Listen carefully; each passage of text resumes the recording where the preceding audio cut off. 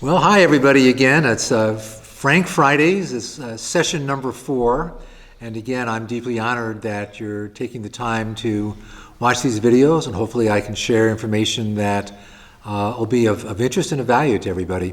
One thing from last week's video, those of you that saw it, Ryan and I convened after the video and realized that I had gotten something wrong time-wise, so I wanted to correct it.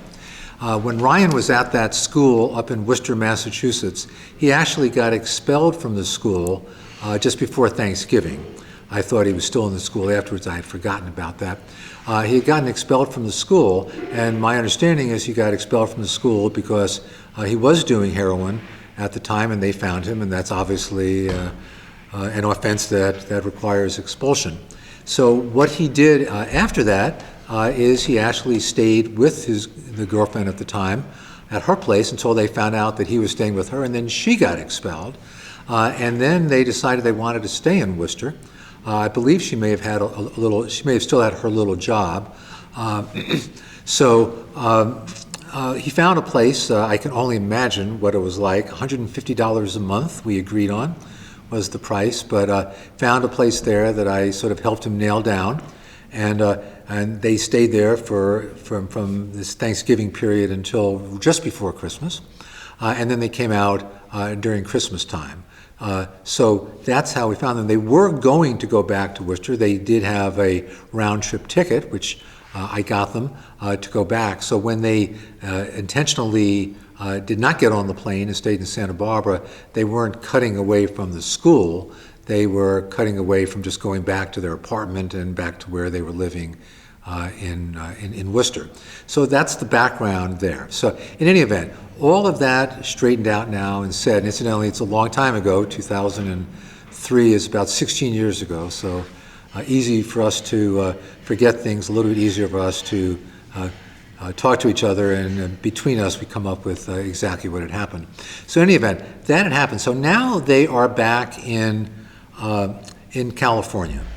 And her father, who is an attorney, and very different than me in every respect, much more conservative than I am, both in terms of social mores and in terms of political points of view, et cetera, et cetera.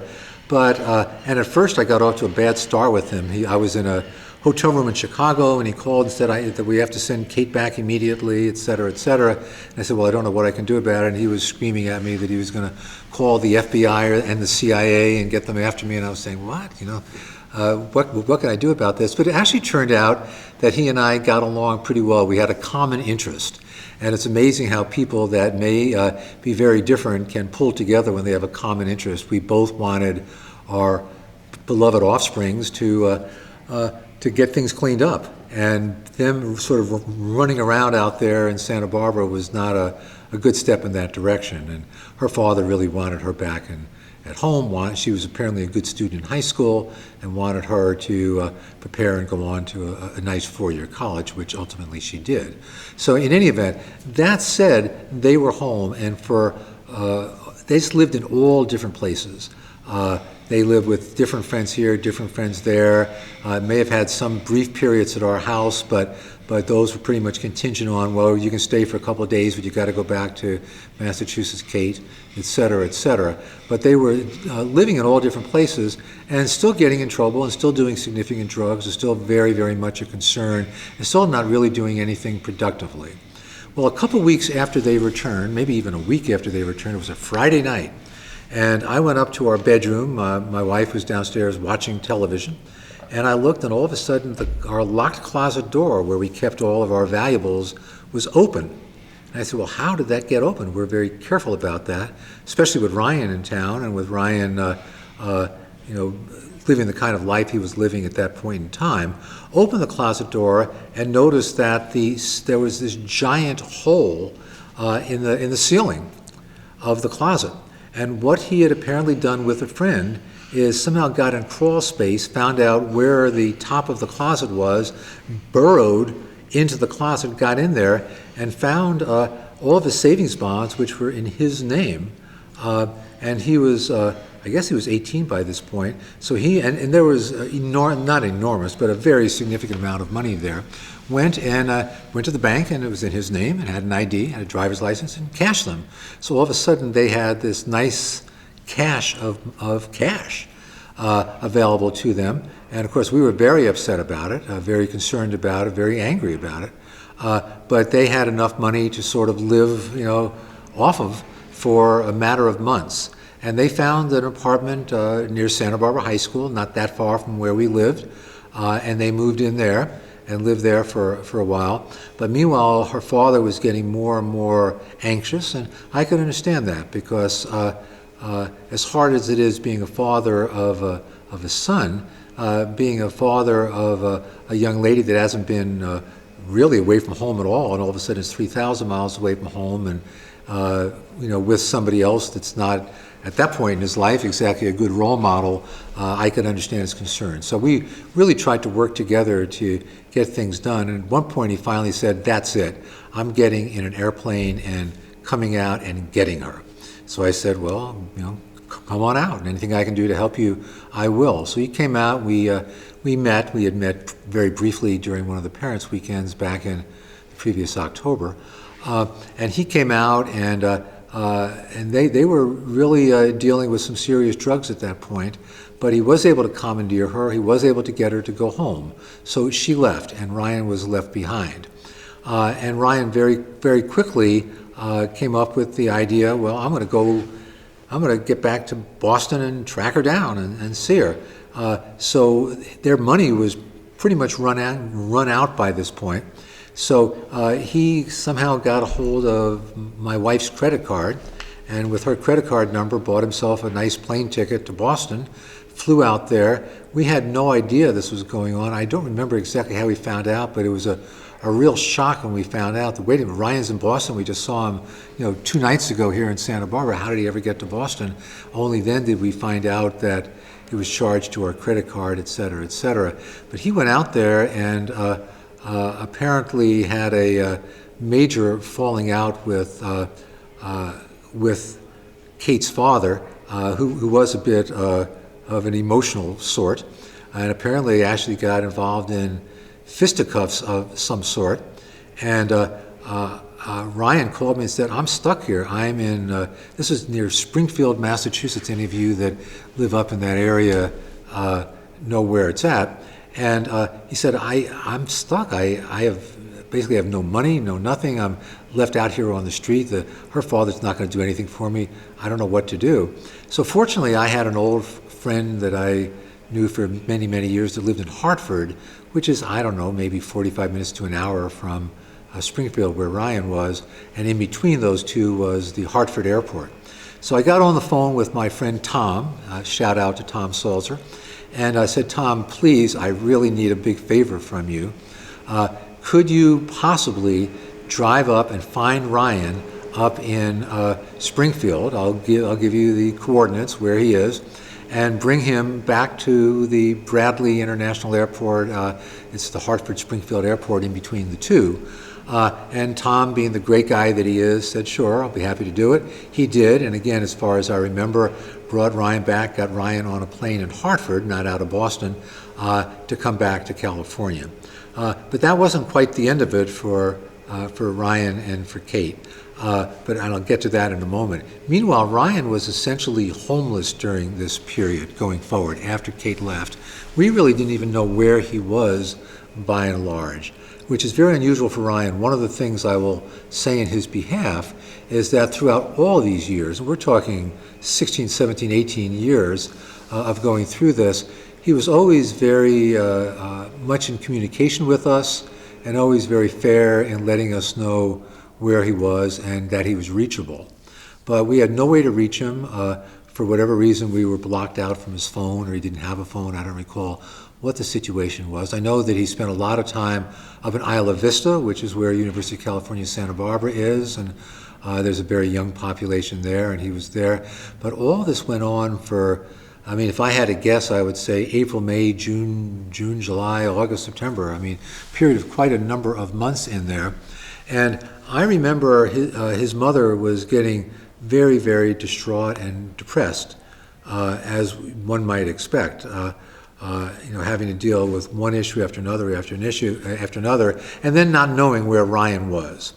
Having no idea. We didn't know he was in Isla Vista. We just had no idea where he was. We didn't even know if he was in Southern California, because all of a sudden we weren't hearing from him at all. Mother's Day comes along, and Mother's Day, as I recall, happens in May.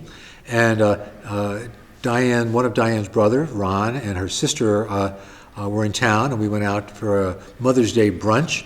And we were there, and the phone rings, and it's Ryan calling to wish his mother happy Mother's Day. And that was sort of a breakthrough. And we got an update as to where Ryan was, what he was doing. He was still having real issues, but he was open and honest with us about those issues.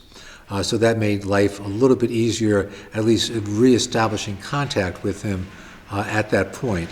So that brings us up to the fall of 2004. Am I correct in that? Fall of 2004.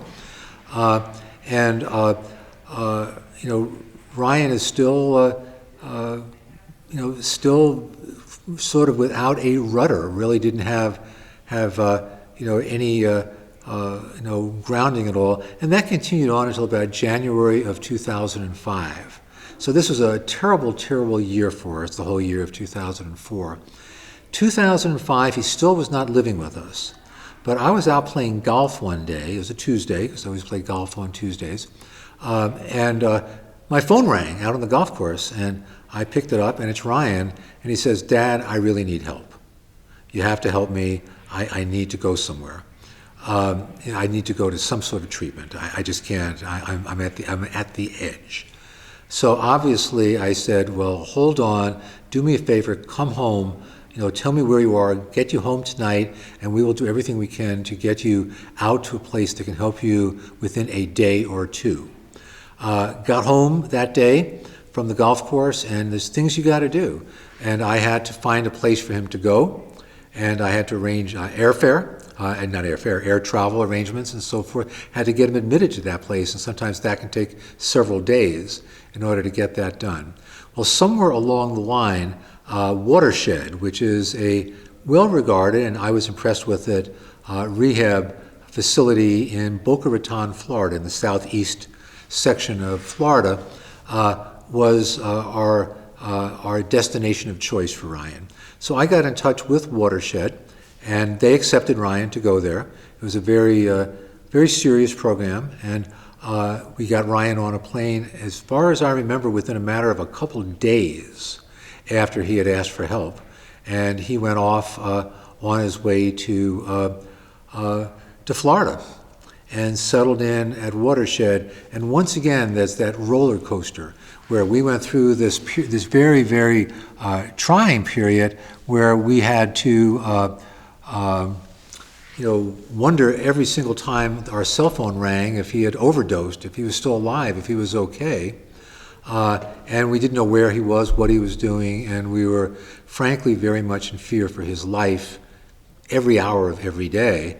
All of a sudden, the roller coaster changes, and he's at a rehab facility with trained professionals that can offer him help, and the hope is that help will prove to work and that it will sustain itself over a period of time. But Ryan did go into Watershed, went there for several months, and as I remember, got through the program reasonably well. Especially compared to some other performances that he had.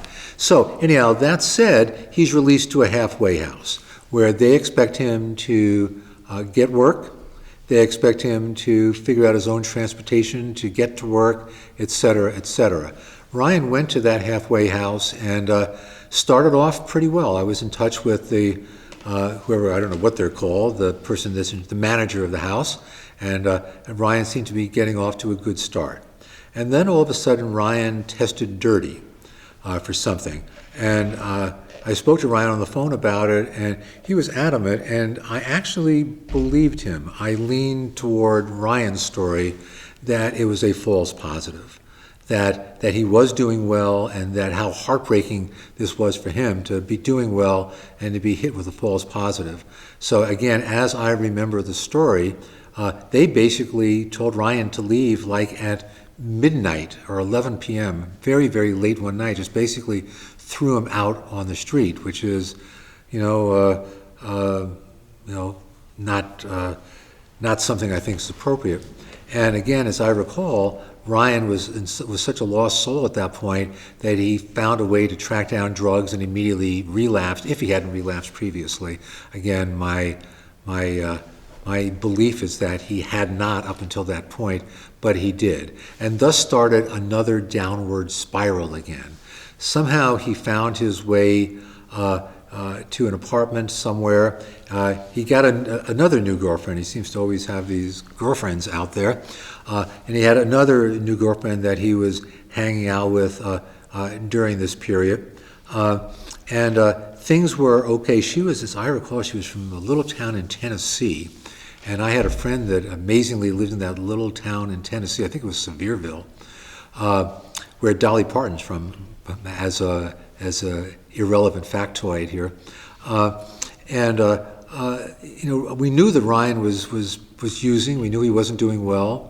I had a friend down in the area that checked up on him at least once and said he didn't think Ryan was doing very well, and so forth and so on. So he's going through this for a number of months, and the fall of September of 2005 gets to us, and that happened to be our 25th wedding anniversary. So Ryan, as far as we knew, was out there on the streets, and we were very worried about it, but there's nothing we could do about it.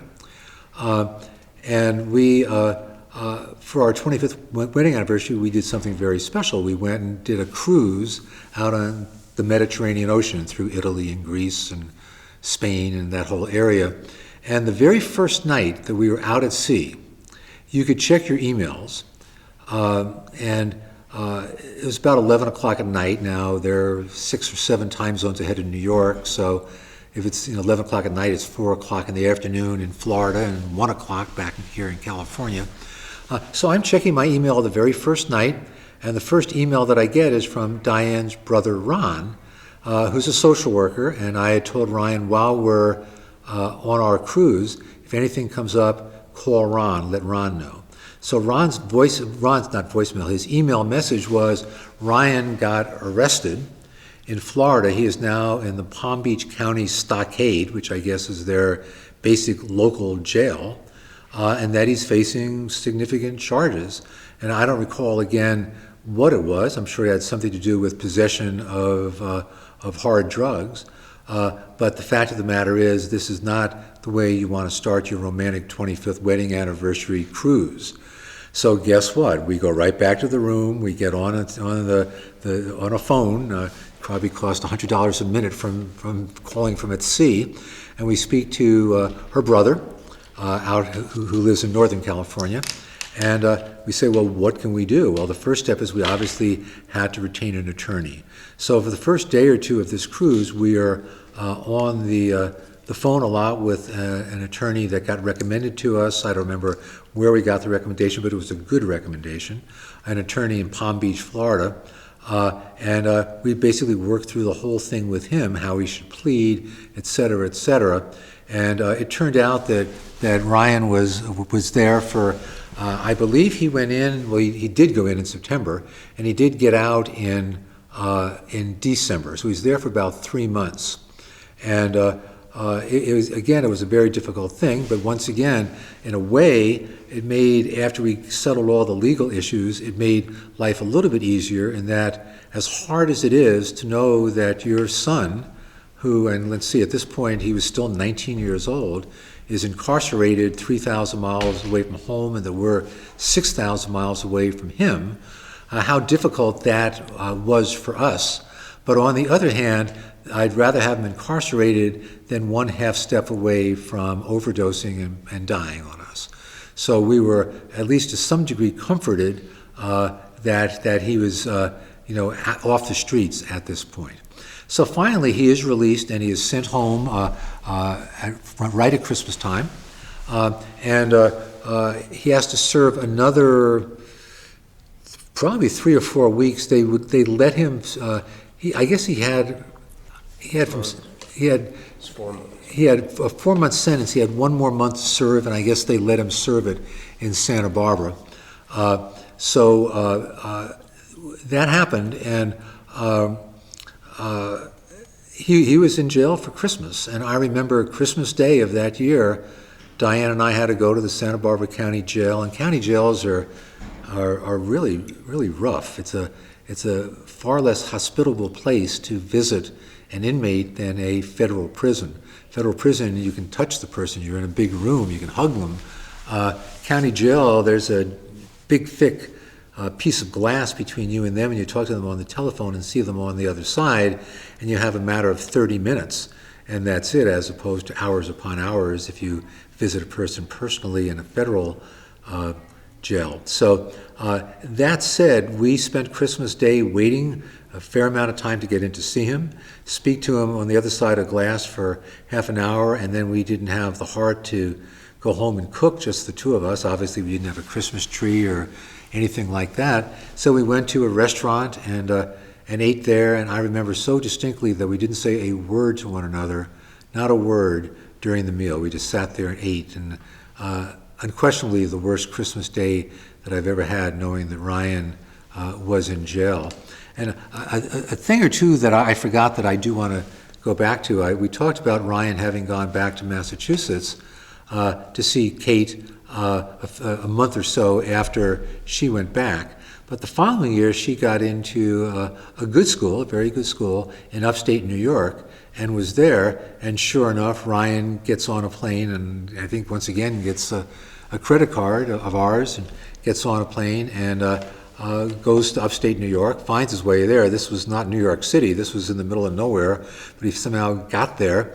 And once again, he got in trouble there. I don't remember exactly what it was, but there was some sort of arrest situation that he got involved in, some sort of trespassing or whatever it was. May have had something to do with the college. So he had 2 very ill-advised trips to the east. The first in Massachusetts, going to Springfield and getting into a physical altercation with this gentleman, an attorney no less, and the second is getting in trouble with the law, although it ultimately got dropped in upstate New York. So Ryan had some definite misadventures there during that period of time. So that is, I think that's a good stopping point for Frank Friday's number 4. And again, I want to reiterate how fortunate I feel I am having the opportunity to share this with so many people. The sheer number of people that Ryan reported have been watching these videos is just astounding to me, absolutely astounding. And I think it's a real nice opportunity for me to share an experience that I should share with a lot of other people. So hopefully some of the things I've said this week and the 3 previous weeks have been of value, and hopefully you'll tune in. I'll be back next week all over again. So again, have a wonderful day. Thank you very much for your support of these and your support of Ryan's station as well. Thank you.